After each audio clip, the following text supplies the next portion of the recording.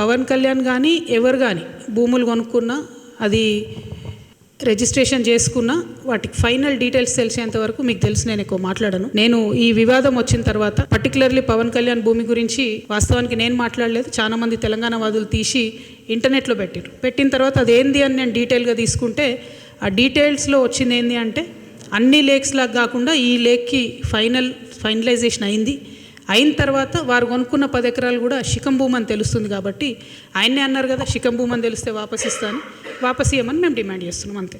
ఇది బరాబర్ మా జాగిరే కదా, తెలంగాణ ప్రజల జాగిరే కదా, పవన్ కళ్యాణ్ జాగిర్ అయితే కాదు కదా, పవన్ కళ్యాణ్ వాళ్ళ ఫాదర్స్ జాగిర్ కాదు కదా, మా జాగిరే కదా.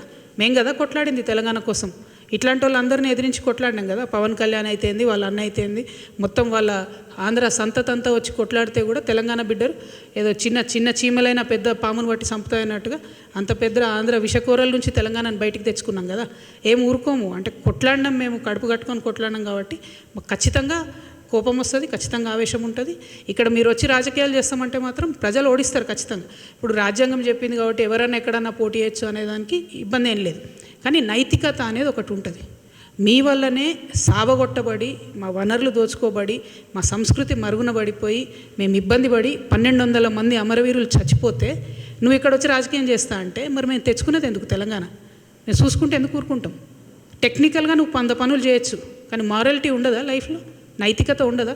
చాలా పెద్ద నైతిక విలువలు చెప్పేటటువంటి మనిషి వద్దు ముర్రో అంటే ఈ వన్ సైడ్ లవ్ ఏంద్రా నాయన, మాకు అర్థమైతే లేదు. వద్దు బాబు మీ ఆంధ్రాలో మీరేమైనా చూసుకోండి అంటే ఈ గోలేంది, మీద వచ్చి యాసిడ్ వస్తా అన్నట్టు ఈ బలవంతము లవ్ ఏంది నాకు అర్థమైతే లేదు.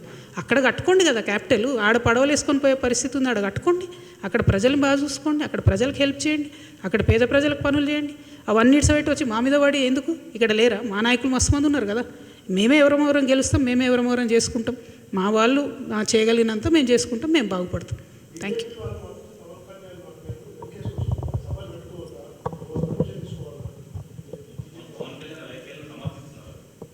అంటే బీజేపీ వాళ్ళకి ఎవరు లీడర్ లేరు, వాళ్ళు ఏదో పవన్ కళ్యాణ్ వస్తే 2 ఓట్లు వస్తాయి అనుకుంటున్నారు.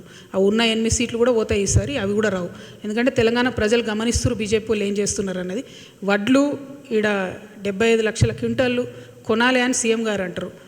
పంజాబ్లో 100% పండిన గోధుమలన్నీ కేంద్ర ప్రభుత్వం కొంటుంది.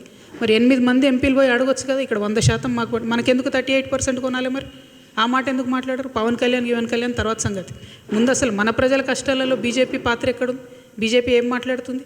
డెఫినెట్గా బీజేపీని తెలంగాణ ప్రజలు రానున్న రోజుల్లో ఎలక్షన్లో ఖచ్చితంగా బుద్ధి చెప్తారు.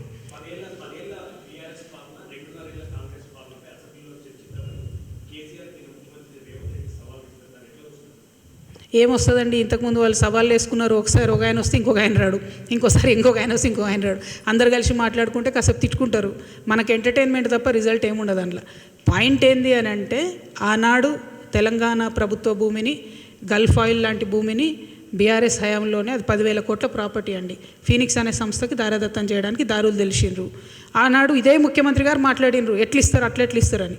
ఇవాళ ఆయన్నే ఇంకొంచెం మంచిగా మార్గం సుగమం చేసి ఆనాడు 50 ఎకరాలు రిజిస్ట్రేషన్ అయితే ఈయన ఇంకా ఇవాళ 100-150 ఎకరాలు మిగతా ఉంది, దాంట్లో ఇంకో 200 ఎకరాలు లేదు, అది మొత్తం ఈయన ఇవ్వడానికి ఈయన దారులు తెరిచిండు. మేము మాత్రం 1 ఇంచు తెలంగాణ జాగా కూడా పోనీయము. ప్రభుత్వ భూమిని రక్షించేటటువంటి బాధ్యత తెలంగాణ రక్షణ సేన తీసుకుంటుంది. ఎట్లా అయితే మేము పోయి అక్కడ గట్టిగా పాలమూరు రంగారెడ్డి ఏమైందంటే ముఖ్యమంత్రి గారు పోయి 2 రోజులు అక్కడ కూర్చొని మాట్లాడి చర్చించి రావాల్సి వచ్చిందో, కానీ అట్లనే రేపటి నాడు భూములు కూడా ఖచ్చితంగా అదేవిధంగా కాపాడుకుంటాం. నేను చెప్తున్నది will go to any length. కోర్టుకైనా పోతాం, భూ పోరాటమైనా చేస్తాం, ప్రాణమైనా అడ్డేస్తాం. కానీ ఎందుకంటే ఫ్యూచర్ జనరేషన్కి ఉండాలి కదా. భూమి ఏముంది సంపద మన దగ్గర? ఉన్న భూమి అంతా అమ్ముకుంటే 1,00,000 కోట్ల భూమి ప్రైవేట్ వాళ్ళ చేతులకు పోతే ఫ్యూచర్ ఎట్లా? మనకు తెలంగాణకు ఆస్తులు ఎట్లా, వనరులు ఎట్లా? డెఫినెట్గా వాటి కోసం ఫైట్ చేస్తాం.